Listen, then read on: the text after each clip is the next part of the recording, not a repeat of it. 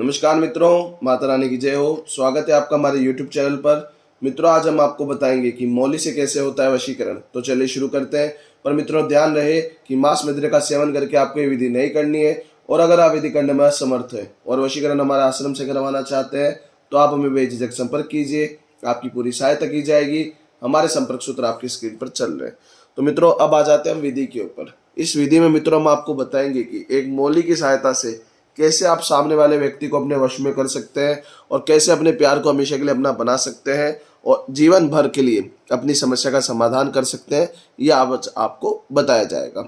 सबसे पहले मित्रों विधि की बात कर लेते हैं। तो ये जो विधि बताने जा रहे हैं बहुत ही शक्तिशाली विधि है, बहुत ही चमत्कारी विधि है और आपको बिना सामने वाले के पास जाए ये विधि कर सकते हैं। बिना कोई खिलाए पिलाए ये विधि कर सकते हैं। सामने वाला चाहे सैकड़ों किलोमीटर ही दूर क्यों ना हो, आपका काम बन के रहेगा।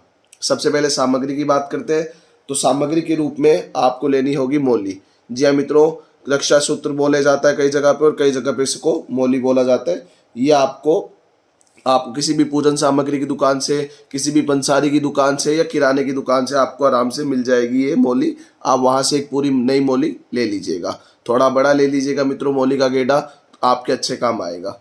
ये आपको सामग्री के रूप में लेके आपको विधि प्रारंभ करनी है। समय में बता देता हूँ मित्रों, समय रहेगा किसी भी वार को सुबह 10 बजे के बाद और 12 बजे से पहले आपको ये विधि करनी होगी। यानी सुबह 10 से 12 के बीच में किसी भी वार को आप ये विधि प्रारंभ कर सकते हैं। स्नान आदि से निवृत्त होकर शुद्ध तन और शुद्ध मन के साथ आपको ये विधि प्रारंभ करनी होगी। तो विधि का समय और विधि की सामग्री दोनों जान ली है। अब आ जाते हैं मित्रों विधि पे कि विधि कैसे करनी है। तो मित्रों ये जो विधि है ये आपको अपने घर पे नहीं करनी है। जी हाँ मित्रों, ये विधि घर पे नहीं होगी, ये विधि होगी किसी भी पीपल के पेड़ के नीचे। जी हाँ मित्रों, किसी भी पीपल के पेड़ के नीचे जाकर आपको ये विधि प्रारंभ करनी है। क्योंकि मित्रों हिंदू धर्म की मान्यताओं में पीपल के पेड़ को भगवान का दर्जा दिया गया है और उसकी पूजा करने से आपकी सारी मनोकामना पूरी हो सकती है। इस विधि के द्वारा आपको बताया जाएगा। अब आपको करना क्या होगा, स्नान आदि से निवृत्त होकर मौली का एक गेड़ा लेके यानी मौली का एक पूरा गंठन लेके आपको जाना है और वहाँ जाके आपको मौली को वहाँ पे लगाना है, बांधना है एक जगह और इस पीपल के पेड़ की परिक्रमा करनी है। मौली को घुमाते हुए कुछ इस प्रकार से मौली को घुमाते हुए पीपल के पेड़ की परिक्रमा करनी होगी। जी हाँ मित्रों, मौली को पीपल के पेड़ के चारों ओर इर्द गिर्द घुमाना होगा। परिक्रमा करते हुए मौली को बांधना होगा पीपल के पेड़ के ऊपर। यानी मौली को पहले तो एक जगह पीपल के पेड़ पे बांध देना है और फिर उसकी परिक्रमा करते हुए मौली को चारों तरफ पीपल के पेड़ को बांधना होगा। जी हाँ मित्रों, परिक्रमा करते हुए कुछ इस प्रकार से मित्रों देख लीजिए, मैं आपको समझा देता हूँ।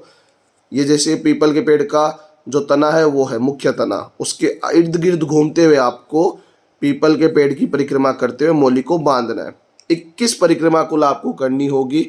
21 परिक्रमा में पूरी मौली को बांधना है। ये मौली चाहे पूरी लगे ना लगे, पर 21 परिक्रमा में जितनी मौली लगनी होती है उतनी आपको बांधनी है। और 21 परिक्रमा करते समय आपको आंखें बंद कर लेनी है और 21 परिक्रमा करते समय सामने वाले का चेहरा अंतर ध्यान करते हुए आपको एक मंत्र बोलना है। जी हाँ मित्रों, परिक्रमा शुरू होते ही मंत्र का जाप शुरू कर दीजिएगा। आराम से बोलेगा, काउंटिंग की कोई ध्यान नहीं रखना है। आपको बस 21 परिक्रमा करनी है और परिक्रमा करते हुए मंत्र का जाप करना है। मित्रों, मैं मंत्र बोल देता हूँ तो आप ध्यान से मंत्र को सुनिएगा। मंत्र है ओम पीपलाय, सामने वाले का नाम, वश्यकरम सफल कुरु स्वाहा। ओम पीपलाय, सामने वाले का नाम, वश्यकरम सफल कुरु स्वाहा। ओम पीपलाय, सामने वाले का नाम, वश्यकरम सफल कुरु स्वाहा।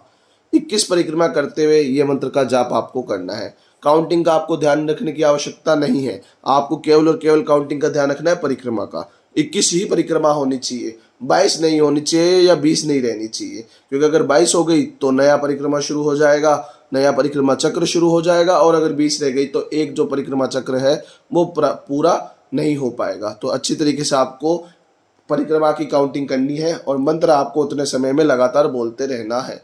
यह आपको करने के बाद सीधे आप वहाँ से घर आ जाएंगे और घर आकर हाथ मुँह धो के अपने काम में लग जाएंगे। आपकी विधि वहीं पे समाप्त हो जाएगी। जो भी मौली बचे उसको या तो आप पीपल के पेड़ की जड़ों में दबा के आ जाइएगा या अपने घर के मंदिर में रख लीजिएगा।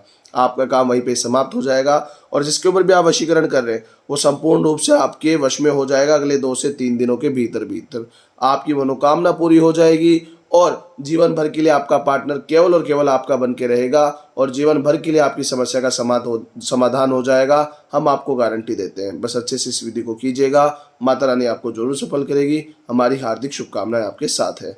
मित्रों, अगर आपको लगता है कि आपके पार्टनर के ऊपर पहले से कुछ किया कराया है तो और आपको कोई भी विधि करते हो उसका असर नहीं हो रहा है, तो आप पहले हमें संपर्क कीजिए। आपको बताया जाएगा कि किया कराया है या नहीं है, और अगर है तो उसका उचित समाधान आपको दिया जाएगा। हमारे संपर्क सूत्र आपकी स्क्रीन पर चल रहे हैं। इसी के साथ जय माता दी। मित्रों, अगर आप भी माता रानी को मानते हो तो कमेंट बॉक्स में जय माता दी जरूर लिखें। साथ ही हमारे यूट्यूब चैनल को सब्सक्राइब करें।